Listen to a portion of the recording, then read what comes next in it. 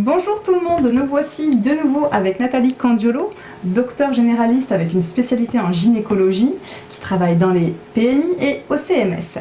Aujourd'hui Nathalie, je te propose qu'on parle d'un sujet un peu tabou, c'est cette stratégie désastreuse, cette alternative désastreuse pour garder sa virginité. Tu observes qu'il y a des jeunes femmes qui acceptent la sodomie pour compenser l'absence de pénétration vaginale, pour rester vierge, soit pour le mariage, enfin en général c'est quand même pour le mariage, on est d'accord ? D'accord. Qu'est-ce que tu as à nous dire sur ce sujet qui est très tabou ?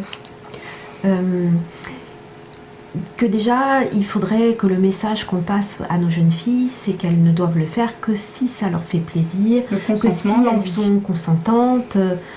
Voilà. Et l'envie, parce qu'en général, elles sont consentantes, parce qu'elles veulent pas perdre le chéri, donc du coup elles disent oui, ok pour une pénétration, du coup ça sera anal, mais elles n'en ont pas forcément envie. C'est en général l'idée du partenaire, de monsieur, qui fait qu'elles acceptent, parce qu'il y a une pression à ce passage à l'acte sexuel. Absolument.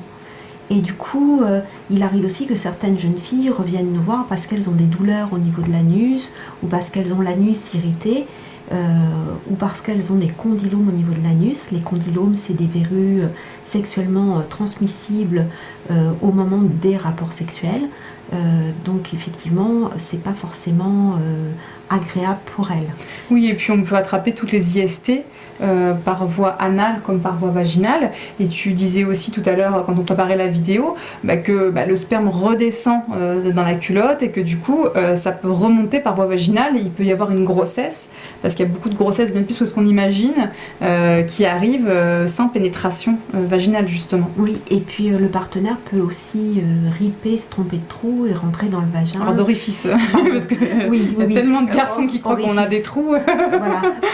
Et donc du coup, la jeune fille peut perdre son hymen et se retrouver enceinte. D'accord, Voilà. Oui, ça génère beaucoup de complications, et surtout on fait cette vidéo pour essayer de faire entendre aux jeunes filles que c'est leur corps, et que s'il n'y a pas une envie, en dehors en plus évidemment du consentement, de vous poser vraiment la question de quel est le prix que ça va vous coûter, et que c'est votre corps, on n'est pas censé faire plaisir à l'autre à travers notre corps, vous avez qu'à lui dire des jolis mots, mais de peut-être pas sacrifier une partie, un organe en tout cas, un sphincter qui est important.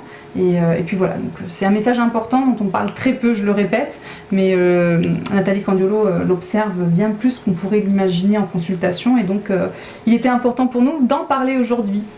On vous remercie de nous avoir écoutés, puis on vous dit à très vite. Au revoir. Au revoir.